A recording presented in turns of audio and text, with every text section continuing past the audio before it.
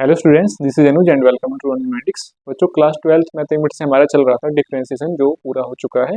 लेकिन आगे जो चैप्टर है अवकलज का अनुप्रयोग, ये उसी के बेस पे है बच्चों। एप्लीकेशंस ऑफ डेरिवेटिव्स आप यहाँ देख पा रहे होंगे, तो उसी के बेस पे बच्चों उन्हीं का यूज करके हम यहाँ पे सवाल करेंगे। ओके बच्चों, अब चलते हैं हम सवालों पे। तो जो सवाल है हमारे पास, इसमें पूछा है वृत्त के क्षेत्रफल के परिवर्तन की दर इसकी त्रिज्या r के सापेक्ष ज्ञात कीजिए। यानी कि हमको इसके क्षेत्रफल की दर ज्ञात करनी है बच्चों त्रिज्या के अकॉर्डिंग। यहाँ पे बच्चों त्रिज्या हमें दो दी है इसने, एक दी है त्रिज्या r बराबर 3 सेंटीमीटर, दूसरी दी है r बराबर 4 सेंटीमीटर। तो बच्चों अब आप इसको समझिए, क्षेत्रफल के परिवर्तन की दर।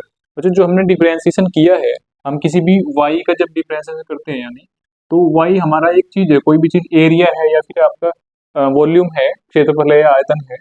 तो ये y कोई भी चीज होती है जिसका हम जब डिफरेंशिएशन करते हैं, तो ये जो dy बाई डी एक्स होता है, ये चीज इसके परिवर्तन को, उसके चेंज को दर्शाती है बच्चों। तो वही चीज हमें यहाँ पे अप्लाई करनी है। देखिए कैसे करते हैं। तो सॉल्यूशन हमारा क्या हो जाएगा, आर त्रिज्या वाले वृत्त का क्षेत्रफल क्या होता है बच्चों, पाई आर स्क्वायर। इसको हम ए से डिनोट कर लेते हैं बच्चों क्षेत्रफल को। तो क्षेत्रफल अगर पाई आर स्क्वायर है, तो हमारा इसकी जो परिवर्तन की दर होगी, यानी क्या, D A by D R, किसके सापेक्ष करना है बच्चों, त्रिज्या आर के सापेक्ष। तो D A by D R हमारा क्या होगा बच्चों, 2 यहाँ पे आएगा, तो 2 पाई आर, यानी कि इसके परिधि के एक तरह से बराबर आ गया। तो इसी का हम यूज करेंगे बच्चों, और यहाँ पे इन वैल्यूज के बेस पे इसको फाइंड करेंगे परिवर्तन की दर। तो चलिए बच्चों, ये क्षेत्रफल के परिवर्तन की दर है और किसके सापेक्ष है, त्रिज्या आर के सापेक्ष। और पहली पार्ट में त्रिज्या आपको क्या दी है, आर बराबर 1 सेंटीमीटर। तो यहाँ पे क्या हो जाएगा, आर बराबर 3 सेंटीमीटर वाले वाले वृत्त के क्षेत्रफल परिवर्तन की दर बराबर क्या हो जाएगी बच्चों, इसी हिसाब से हो जाएगी हमारा 2 पाई आर, जहाँ पे हमारे पास क्या है 2 पाई, और आर बराबर बच्चों हम यहाँ पे रख दें 3, क्योंकि हमने इस बार 3 लिया है। जो आ गई बच्चों हमारे पास 6 पाई। बस बच्चों वाई की वैल्यू यहाँ पे पुट करने की आवश्यकता नहीं है, ये इसका आंसर हो जाएगा। और बच्चों सेकंड पार्ट में पूछा है हमें, सेकंड पार्ट में पूछा है 4 सेंटीमीटर, आर बराबर 4 सेंटीमीटर वाले वृत्त की क्षेत्रफल परिवर्तन की दर जो क्या होगी, D A by D R, ऐसे भी बच्चों आप इसको लिख सकते हैं एक बार। और 2 पाई आर हमारी ये है, तो ये हो जाएगी 2 पाई इंटू 4, जो आ रहा है बच्चों 8 पाई। तो ये हो जाएगा बच्चों इसका आंसर। आपने देखा बच्चों कितना आसान सा सवाल है। बस हमें ये ध्यान रखना है कि किसके परिवर्तन की दर पूछ रहा है और उसमें किस तरह से हमें फॉर्मूला यहाँ पे लगाना है। ओके बच्चों, चलिए चलते हैं अगले सवाल पे। नेक्स्ट क्वेश्चन बच्चों हमारे पास है, ये क्वेश्चन है बच्चों, एक घन का आयतन 8 सेंटीमीटर क्यूब प्रति सेकंड की दर से बढ़ रहा है। ओके बच्चों, तो पृष्ठ क्षेत्रफल किस दर से बढ़ रहा है वो हमें ज्ञात करना है, जबकि इसकी क्या है कि भुजा एक किनारा जो है क्यूब का वो 12 सेंटीमीटर यहाँ पे दिया है। ठीक है बच्चों, इसका करते हैं सोल्यूशन। यहाँ पे बच्चों आयतन देखो आपसे पूछा है, लेकिन वही चीज है D Y by D X. अब यहाँ पे जो आयतन है हमारा, ये एज ए वाई यहाँ पे काम कर रहा है। तो माना घन का किनारा बराबर x सेंटीमीटर, सेंटीमीटर में बच्चों यूनिट दी है, तब इसका आयतन v बराबर क्या होता है बच्चों, x क्यूब। आपको पता है बच्चों घन का आयतन क्या होता है, भुजा का घन, भुजा क्यूब। तो बच्चों x क्यूब सेंटीमीटर क्यूब हो जाएगा, हम यहाँ पे यूनिट बाद में रख लेंगे। तो इसका आयतन ये हो गया बच्चों। अब आयतन परिवर्तन की दर क्या होगी बच्चों, तब आयतन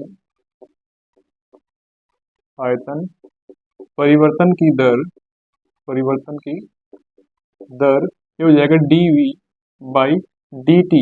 बच्चों दर जो है समय के सापेक्ष निकाली जाती है परिवर्तन की। तो dv बाई dt हमारे पास क्या आ जाएगा बच्चों, इसका अवकलन करेंगे t के सापेक्ष, क्योंकि जो x है ये हो जाएगा 3x स्क्वायर, और x का भी अब अवकलन होना है क्योंकि ये भी हमारे पास घन का किनारा है, एज ए फंक्शन काम करेगा। तो जो हो जाएगा dx बाई dt, क्योंकि अवकलन किसके साथ हो रहा है, समय के सापेक्ष यहाँ पे। तो बच्चों ये हमारे परिवर्तन की दर है, और आप देख रहे हैं कि जो परिवर्तन की दर है, आयतन के परिवर्तन की दर, वो सवाल में दी हुई है। तो बच्चों ये वैल्यू हम यहाँ पे पुट कर लेंगे आराम से, लिख भी लेंगे। दिया है, क्योंकि दिया है dV/dt बराबर 8 सेंटीमीटर क्यूब पर सेकंड है। तो बच्चों यहाँ पे रखेंगे 8 बराबर 3x² dx/dt हमारे पास आ जाएगा। बच्चों यहाँ से हम dx/dt की वैल्यू रख लेते हैं अलग से। तो dx/dt की वैल्यू हमारे पास इस तरह से आ जाएगी 8/3x²। इसको हम मान लेते हैं इक्वेशन 1। ओके बच्चों, क्योंकि इन्होंने हमसे पूछा है कि पृष्ठ क्षेत्रफल किस दर से बढ़ रहा है, तो वो हमें फाइंड करना है बच्चों। तो पृष्ठ क्षेत्रफल क्या होता है बच्चों, ये आपको जानना जरूरी है। आई होप आपने याद होगा अच्छे से आपको। तो बच्चों पृष्ठ क्षेत्रफल क्या होता है, घन का पृष्ठ क्षेत्रफल हमारे पास होता है 6 गुना भुजा का वर्ग, 6 इंटू भुजा स्क्वायर हो रहा है बच्चों। तो इसको हम लिखेंगे बच्चों पृष्ठ क्षेत्रफल को A बराबर 6 इंटू भुजा हमने क्या माना है बच्चों, जो हमने माना है अभी यहाँ पे वो पुट करेंगे। हमने x लिया है, घन का किनारा है, भुजा की बात है, तो x²। अब बच्चों इसके परिवर्तन की दर क्या होगी, घन के पृष्ठीय क्षेत्रफल के परिवर्तन की दर हो जाएगी बच्चों dA/dt बराबर जो आएगा 2 इंटू 6 हो जाएगा बच्चों 12x। क्या हो जाएगा बच्चों 12x। यहाँ पे इसके परिवर्तन की दर आ रही है हमारे पास, और साथ ही हमें जो x है, जो फंक्शन है आगे, तो इसका भी क्या करना है, परिवर्तन की दर के रूप में हमें यहाँ पे लिखना है dx/dt। अब बच्चों इसको रिसोल्व करेंगे थोड़ा आगे, तो dx/dt की वैल्यू बच्चों हमारे पास है इक्वेशन 1 से, तो समीकरण 1 से हम यहाँ पे dx/dt की वैल्यू रख लेंगे। समीकरण 1 से हमारे पास क्या हो जाएगा, ये dA/dt बराबर हमारे पास हो जाएगा 12x इंटू, अब dx/dt की वैल्यू बच्चों हम याद रख देंगे 8/3x², ये बच्चों 8/3x²। ठीक है बच्चों। अब यहाँ से बच्चों जो एलिमिनेट हो सकते हैं एलिमिनेट कर देंगे, एक x से x यहाँ पे कैंसिल हो जाएगा, और ये 3 से 12 यहाँ पे 4 बार हम इसको डिवाइड कर देंगे, तो 4 गुना 8 बच्चों ऊपर बचेगा, और x से x कैंसिल होके क्या बच रहा है नीचे x। बच्चों जो x है ये हमारे पास गिवन है, x क्या है, हमने माना था भुजा का किनारा है, सॉरी क्यूब का भुजा है। x बच्चों क्या हमारे पास हमने माना था, ये इस घन की भुजा है, किनारा है। ओके बच्चों, ये हमारे पास गिवन है, क्योंकि दिया है x बराबर 12 सेंटीमीटर। तो इसको रखेंगे बच्चों तो क्या हो जाएगा हमारे पास 4 गुना 8, इसको ऐसे ही रख देंगे, क्योंकि ये है हमारे पास 12। वो जो 4 से 3 बार ये कैंसिल हो रहा है, तो 8/3 हमारे पास आ जाएगा, और सेंटीमीटर स्क्वायर पर सेकंड में इसकी यूनिट आएगी, क्योंकि क्योंकि ये पृष्ठीय क्षेत्रफल के परिवर्तन की दर है, इसीलिए। ओके बच्चों, आई होप आपको अच्छे से समझ आ गया होगा। और बच्चों इसको पॉज करके एक बार और अच्छे से देख लीजिएगा, तो आपको दोबारा से अच्छे से समझ आ जाएगा, ताकि आप सिमिलर क्वेश्चन आसानी से कर पाओ विदाउट मिस्टेक। ओके बच्चों, टेक ए नोट। अगला क्वेश्चन बच्चों हम देख लेते हैं। क्वेश्चन बच्चों देखने में थोड़ा बड़ा है, लेकिन आसान है, कोई दिक्कत वाली बात नहीं है। इसमें बच्चों हमसे पूछ रहा है कि एक 5 सेंटीमीटर लंबी सीढ़ी दीवार के सहारे झुकी है, उस सीढ़ी का नीचे का सिरा जमीन के अनुदिश दीवार से 2 सेंटीमीटर प्रति सेकंड की दर से खींचा जाता है। बच्चों दीवार जो खींची जाती है, मान लीजिए आपका ये कोई दीवार है और ये सीढ़ी लगी है बच्चों, तो सीढ़ी जो है पीछे खींची जा रही है, तो यहाँ पे ये आपकी दीवार है। तो इसमें बच्चों क्या कंडीशन है कि दीवार पर इसकी ऊंचाई के घटने की दर, जो दीवार पे इसकी ऊंचाई है ये वाली चीज, ये चीज यहाँ पे, तो इसके घटने की दर बच्चों हमें बतानी है। ठीक है बच्चों, और ये जो है सीढ़ी, इसकी तो हमें दिया हुआ है, इसमें 5 सेंटीमीटर लंबी है। ओके बच्चों, और जो ये डिस्टेंस है ये बच्चों इसने दिया है कि जबकि सीढ़ी के नीचे का सिरा जो ये है, तो ये क्या है, दीवार से 4 सेंटीमीटर की दूरी पर है, 4 सेंटीमीटर, तो ये हो जाएगा बच्चों 4 सेंटीमीटर। तो ये बच्चों हमें निकालना है, इसको ABC फाइंड कर लेते हैं। तो सीढ़ी की जो ऊंचाई है दीवार पे, उसके घटने की दर हमें यहाँ पे बतानी है। ठीक है बच्चों, अब देखते हैं सॉल्यूशन कैसे करना है। सिंपली बच्चों हम क्या करेंगे, यहाँ बच्चों हमारे पास क्या है, माना ए बी क्या है हमारे पास, ए बी सीढ़ी की दीवार पर ऊंचाई है, दीवार पर ऊंचाई, और BC सीढ़ी से दीवार की दूरी तथा AC सीढ़ी की लंबाई, ये बच्चों हमने आकृति में माना है लंबाई।